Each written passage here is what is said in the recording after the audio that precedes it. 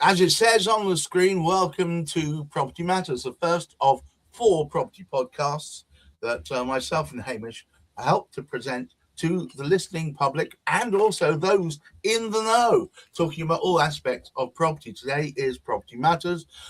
Tomorrow's Ipsa Kind of Magic, which celebrates all things Ipsa, the independent personal search agents.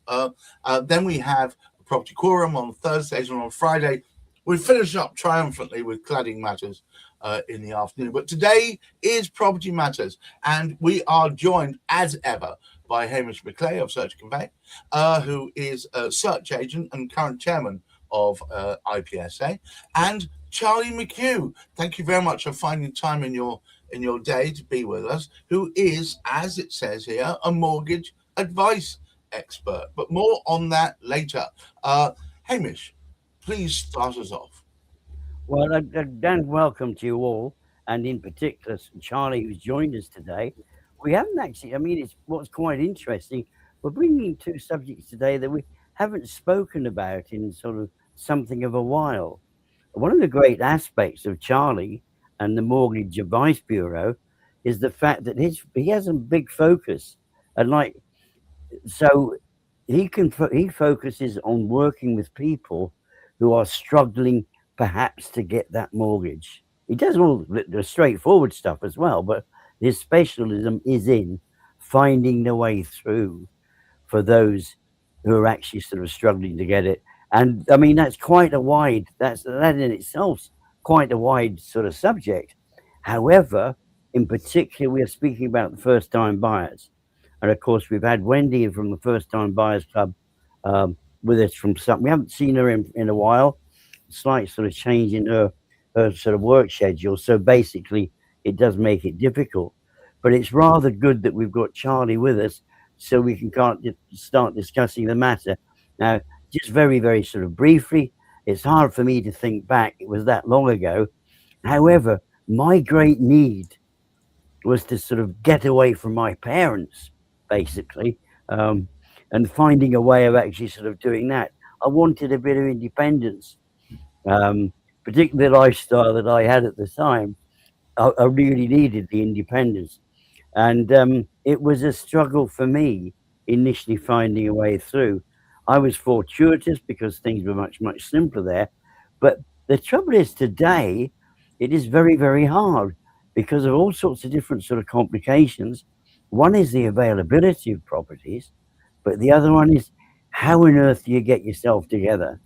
And one of the great things, and just in case Charlie doesn't mention it, one of the very, very best things anybody can do, whether you're struggling as a first time buyer or any other way you might be struggling, or even if you do want to change, the best thing to do is speak to somebody like Charlie before you go any further, because he will indicate to you what you can actually achieve. So maybe Charlie can tell us a little bit about what is the status, how are things going Well, let's get with into that. first Let's time get into buyers. that. Thank you so much for your introduction, Hamish. Charlie, I read that the likelihood is that interest rates are about to get for another hike, which means it's going to make it even harder for the first time buyers to even get on the ladder. I mean, aren't we heading towards generation rent after all? No, I don't feel that that is the case. To be honest, I think there's a lot of talk with news outlets about rates and the impact that that might have on affordability or people being able to save. But actually, when you delve into it, a lot of these rate hikes that are quoted, it's not as drastic as what it's made to sound. And a lot of the time with the products that I'll cover today and some of the sort of ways we can help first time buyers, the rate very rarely has much of an impact to these people. And I think, there are a lot of people that do focus on headline rate and think, well, that's going to be unaffordable for me. There's absolutely no way I can afford their monthly payments. Or like you said there, the affordability might be a little bit off for them. But that is where the special advice comes in, because there's so many lenders now competing in that first time buyer space. And there's so many products out there to help people get them on the ladder. And I think it's just an educational piece for a lot of people more than anything. But isn't a mortgage becoming now the ultimate millstone. You can get one potentially, but then it's hanging around your neck, dragging you down for the foreseeable. It depends on how you look at it, because I think for me, you know, and different people have different viewpoints on renting and using the money for investment purposes. But generally, for most people and most circumstances, owning their own property is a milestone. And yes, you know, people look at the illustration costs of what the overall cost of that mortgage will be throughout the lifetime. But with smart planning and smart advice, you can actually utilize that to your advantage. So it could be, you know, that you want to upsize as your life progresses through increase in income or a new family arrival or whatever that may be. But generally, I think if as long as where people fall down is where they don't pay attention to the mortgage short term and long term. So they just opt for the cheapest rate, or throughout the lifetime of that mortgage, they're not really understanding what their circumstances are. So they might be locking in on a 5-year rate that isn't applicable to what they're planning on doing. Or it could be that they've gone with the wrong lender and therefore means that, you know, the rate is higher than what they could have achieved elsewhere. So I think there is that stigma that, oh, I'm getting a mortgage, I'm going to be tied down. But generally, with smart planning and smart advice, there's people that I've seen that have opted for mortgages just to keep, you know, terms of mortgages initially to keep them payments down when they are going onto the ladder. But when we've reviewed it many years later, we've managed to shave 10 to 15 years off because of the way that their lifestyle's progressed. One of the reasons why there was a global meltdown was the sale of subprime mortgages in the States. And there's an old expression, when the States gets a cold, we catch a fever. Is it not going the similar sort of way again right now? The underwriting's too stringent, and the compliance it's very heavily regulated. We're in a different time now to that, you know. And I think, you know, with the way that the UK mortgage market is regulated and the affordability checks, lenders, you know, and again, this is where the special advice comes in, because sometimes it might not fit that specific criteria and that specific affordability, but having that human approach with an underwriter can help get it through. Because at the end of the day, I'm not going to recommend a mortgage that isn't going to be affordable for a client. So, you know, to answer your question in bluntly, no, I don't think that's the way we're going to go. It's too regulated, and the checks that I do, that the lender does, that the solicitors do, mitigates, I think, a lot of that risk. Hamish, we often rail against excessive regulation, but it seems that in this particular case, regulation is our friend. Well, there's some regulation which, when actually enforced and applied, it is there in a way as a guide. And if people cannot adhere to it, this is a big challenge, because we've met sort of many instances, Gareth, haven't we, where we're in the sort of property market, basically the protection that's put in there through regulation is not adhered to. I mean, Royal Artillery Quay is down there in London, for example. There is a building regulation which has been breached at the time when the property was built. The fact that the council choose to ignore it and tell the builders that don't you worry about that, there's nothing wrong with the building. Whereas when you put regulation in which is applied, and it's very important. I mean, there's many callings actually for the financial what was it? Ombudsman? Financial, what is it? The FSA? FCA. Financial Services. Oh, the FC. But with their particular sort of capacity, there is more that could actually be done by them to ensure it. But this was the challenge, and it has been. What happens? Certain things have gone through which should never have happened. You know, people selling houses which didn't own them, and various aspects of that nature. But when you actually put in the regulation now that has to be adhered to, you protect the client against that particular situation. The sad thing is, I mean, Charlie hit on this, it's a matter of education. Many people are not aware of the best route through this which can be a very extended sort of stream of the sort of conveyancing from selling, you know, from the selling side over to the buying side. It can be very complicated, but it can be simplified as well. And that regulation put in there, if you're working with people who are adhering to it, and people are aware, if you speak to somebody like Charlie at the very start, he will actually take you through it anyway. He will tell you. He won't tell you necessarily who you have to speak to, but he would explain to you what needs to be done once you've figured out what you can actually sort of borrow, and then what the procedure will be after that, because he wants to make sure, as he's indicated, that you've got what you need, you've got what you want, not what somebody else is suggesting you ought to have. Charlie, it's very good to have you here, because we've talked about having someone from your neck of the woods involved for a long time. So it's finally good to actually have someone here. It's all based around credit, is it not? And the trouble is, credit bureaus seem to get spooked very, very easily. Young people often find themselves with patchy credit. Doesn't that preclude them actually getting on the ladder in the first place? No, it doesn't. So depending on what the level of that is on the credit file, and I've had several this week which have got credit blips on communications, like you say, mobile phones and things for direct debit changes. Yeah. But generally, it doesn't mean you're unmortgageable. But depending on the severity of that credit file, so if there's bankruptcies or the CCJs that are very recently, then yes, it's going to impact what level of deposit you need to put into that purchase, right? But there's products out there now which cater for family helping out with that. There's products that allow family to come onto the mortgage, but not the deeds of the property, to circumnavigate stamp duty liabilities and things for them, or additional stamp duty liabilities. So yes, it does somewhat limit the options we have available. We don't have the whole market if there is credit issues, but the market for that now is so competitive. Not just the first time buy market, the adverse credit market now, it used to be prime, subprime, and it was like good rates, bad rates. It's not like that anymore. There's lenders now that are a lot more human approach, and as long as we explain it to them and the advisor's sort of saying, right, this is why this happened, it was a life event, it's circumstantial, it very rarely has a drastic impact where you can't achieve a mortgage. So let's say the situation is that someone perhaps younger who's left college, maybe has a relatively steady job but not paying the greatest amount.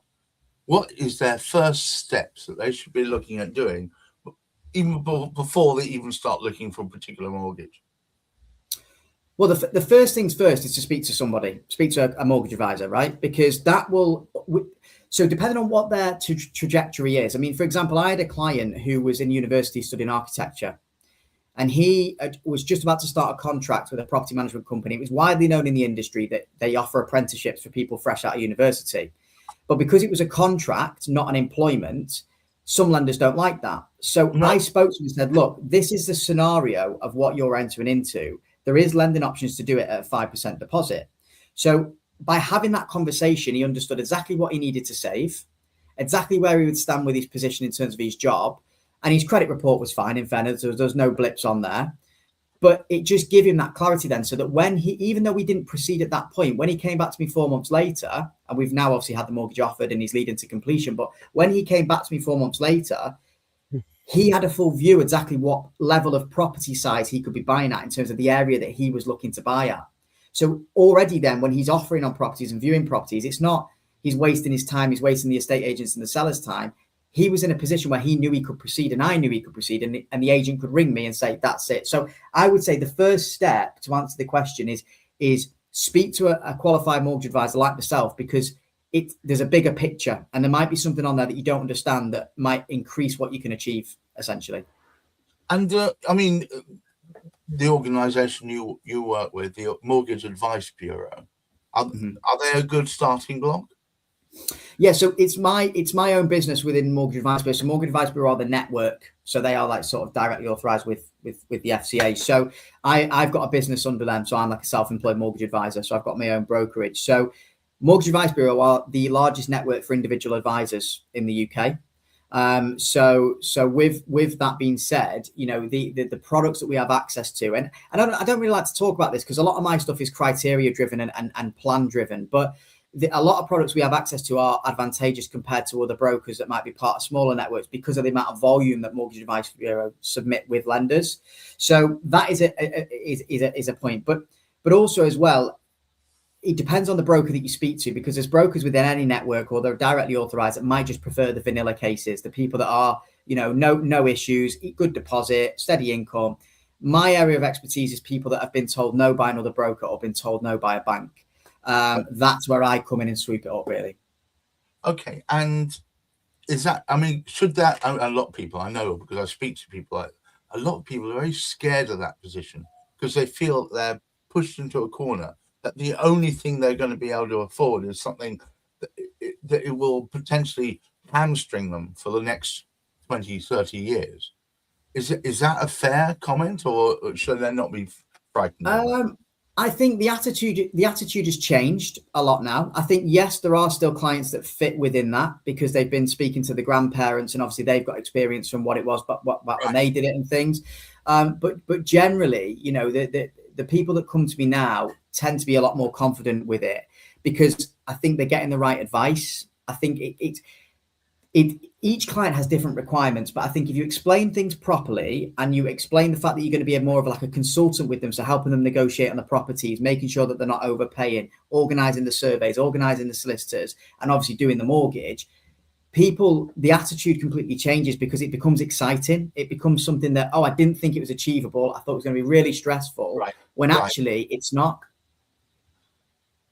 Hamish, it appears to me that Charlie has shone some light on possibilities I didn't know even existed. Well, yes, I mean, unfortunately, we didn't get around to speaking about what the market was like at the moment.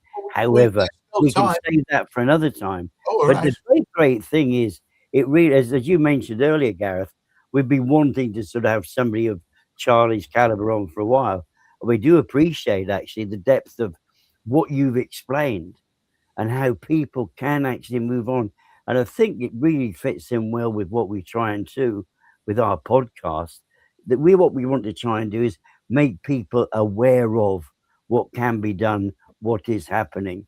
Exactly. So that's been a great advantage to actually put some light out there.